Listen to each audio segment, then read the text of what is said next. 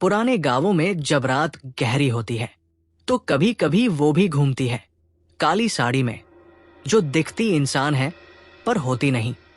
कहते हैं जिसे वो देख ले उसके पीछे पीछे उसके सपनों से हकीकत तक चली आती है। और फिर चलिए शुरू करते हैं। रात के करीब 11 बजे थे।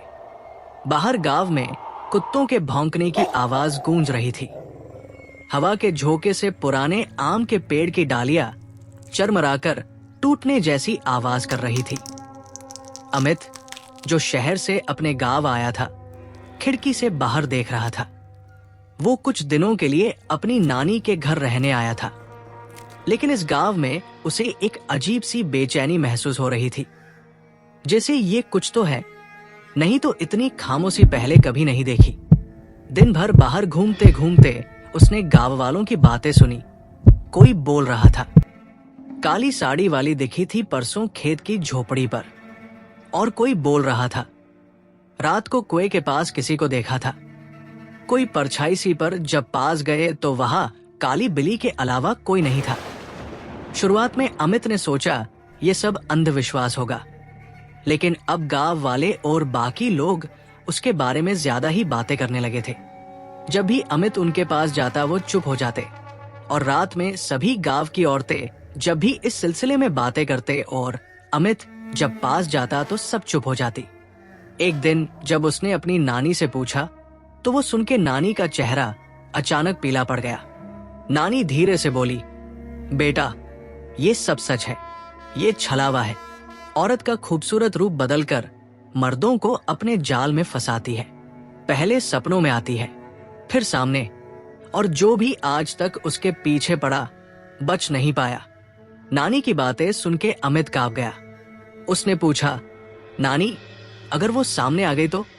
नानी ने गहरी सांस लेकर कहा, चुप, ऐसा बोलना भी खतरनाक है, दोबारा कभी मत बोलना अपने मुंह से। फिर अमित ने जबरदस्ती फिर से पूछा तो नानी ने जवाब दिया कि अगर कभी वो सामने आ गई तो कभी पलटकर मत देखना, बस वहां से भाग जाना। वो चाहे कितना भी मीठा बोले, चाहे कितना भी रोए, उसे देखोगे तो उसकी आंखें तुम्हें खा जाएंगी। उस रात अमित ने एक अजीब सपना देखा।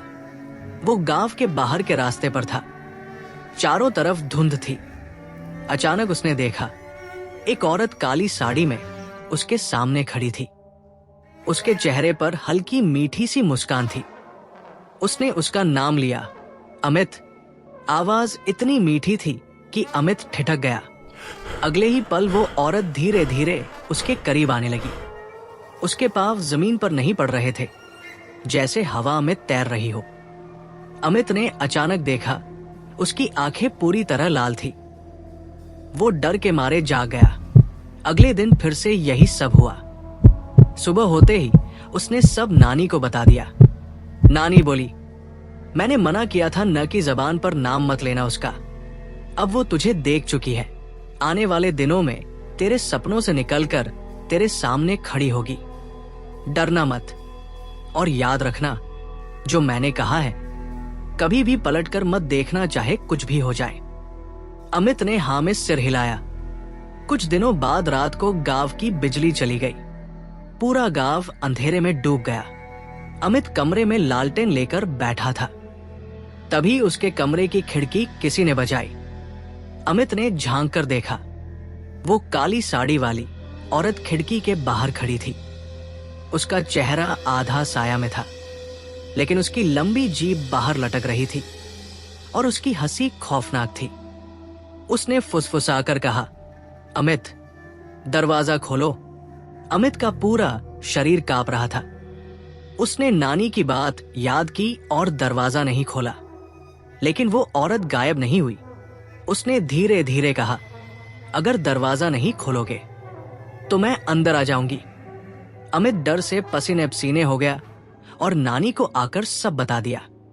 नानी ने तुरंत पूजा की थाली उठाई और कुछ मंत्र पढ़ने लगी।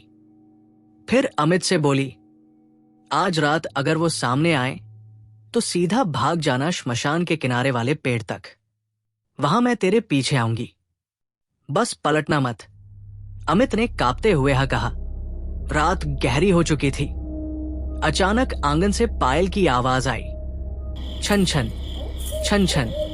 अमित बाहर निकला तो देखा वो काली साड़ी वाली औरत वही खड़ी थी।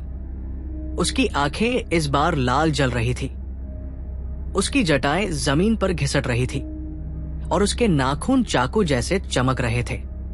उसने बोला, अमित, तू भाग क्यों रहा है? देख मेरी तरफ, मैं तुझे अपना बना लूंगी। अमित भागा। पीछे से उसकी हंसी गूंज रही थी।